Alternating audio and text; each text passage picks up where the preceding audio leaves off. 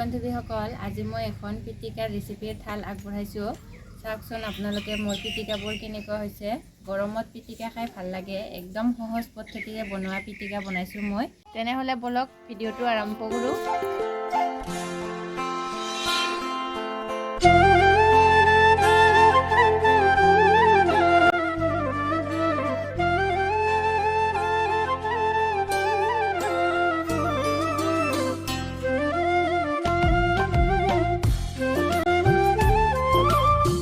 এতিয়া প্ৰেছাৰ কুকাৰত কলডিল, আলু আৰু কণী দুটা দি বইল দিছোঁ।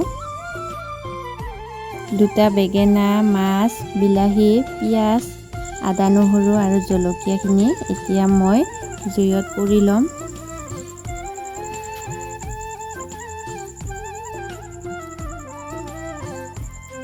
পিঁয়াজ, আদা, নহৰুখিনি পুৰি লৈ পিটিকাত দিলে পিটিকাৰ চেণ্টটো বেছি ভাল হয়।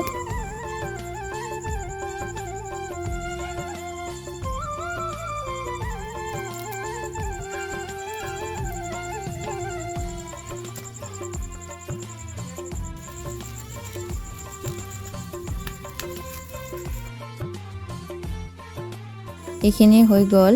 এতিয়া মই বাকলিখিনি গুচুৱাই ভালকৈ ধুই ল'ম।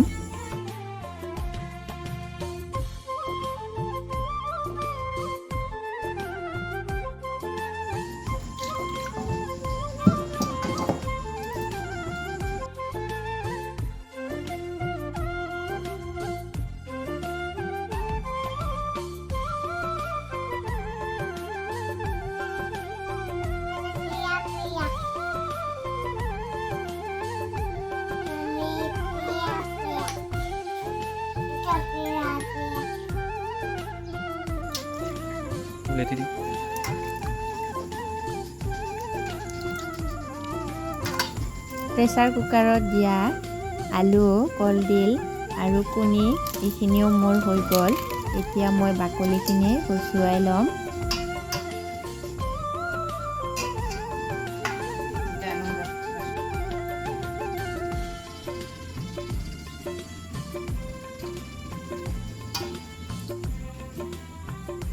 মাছৰ কাঁইটবিলাক উলিয়াই লৈছোঁ মই। মাছৰ কাঁইটবিলাক থাকিলে পিটিকিবলৈ অসুবিধা হয় আৰু খাবলৈও অসুবিধা হয়, সেইকাৰণে মই উলিয়াই লৈছোঁ।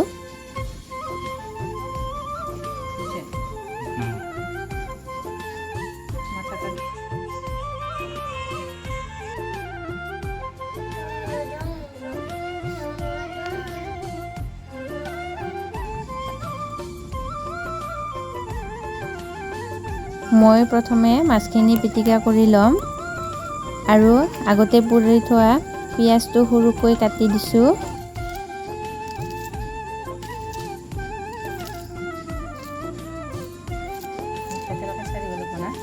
শুকান জলকীয়া পুৰি থোৱা এটা দিছোঁ। আপোনালোকে কেঁচা জলকীয়াও দিব পাৰে, কেঁচা জলকীয়া দি খাবলৈ যদি ভাল পায়। সোৱাদ অনুসৰি নিমখ দিছোঁ, কেঁচা মিঠাতেল দিছোঁ।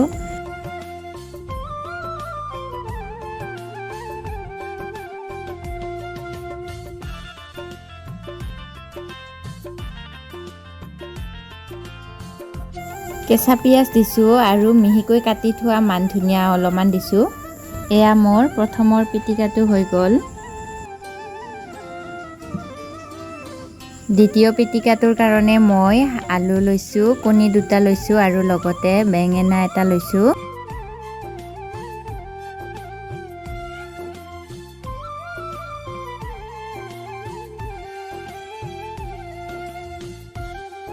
ইয়াতে মই আগতে পুৰি থোৱা পিঁয়াজ এটা দিছোঁ, শুকান জলকীয়া এটা দিছোঁ আৰু আদা নহৰুখিনি পুৰি লোৱা পিটিকি পেলাই দিছোঁ।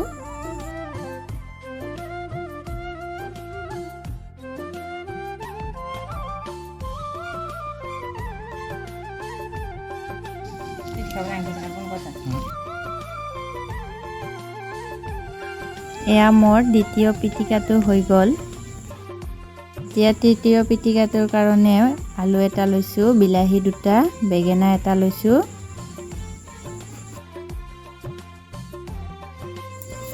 আগতে পুৰি থোৱা পিঁয়াজ এটা দিছোঁ, শুকান জলকীয়া এটা দিছোঁ আৰু আদা নহৰু দিছোঁ।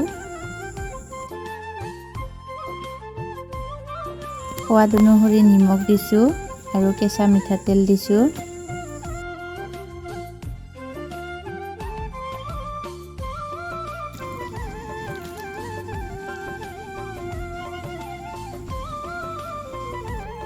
এইটো কলডিলৰ পিটিকা। এই কলডিল পিটিকাটো মোৰ খুবেই প্ৰিয়, সেইকাৰণে মই বনাইছোঁ। আৰু এই কলডিলত মই জলকীয়া দিয়া নাই, মোৰ মইনাজনী খাবৰ কাৰণে মই জলকীয়া দিয়া নাই। কেঁচা মিঠাতেল অকণমান দিছোঁ, আপোনালোকে জলকীয়া দিও খাব পাৰে। পিটিকাকেইটা ৰেডি হৈ গ'ল। গৰম ভাতৰ লগত পিটিকাকেইটা খাই বৰ ভাল লাগে। ইয়াৰে কোনবিধ পিটিকা আপোনাৰ প্ৰিয় মোক কমেণ্ট কৰি জনাবলৈ নাপাহৰিব। আৰু ভিডিঅ'বোৰ চাই ভাল পালে লাইক এটা কৰি দিব আৰু ছাবস্ক্ৰাইব কৰিবলৈ একেবাৰে নাপাহৰিব। আজিলৈ ইমানে, বাই বাই।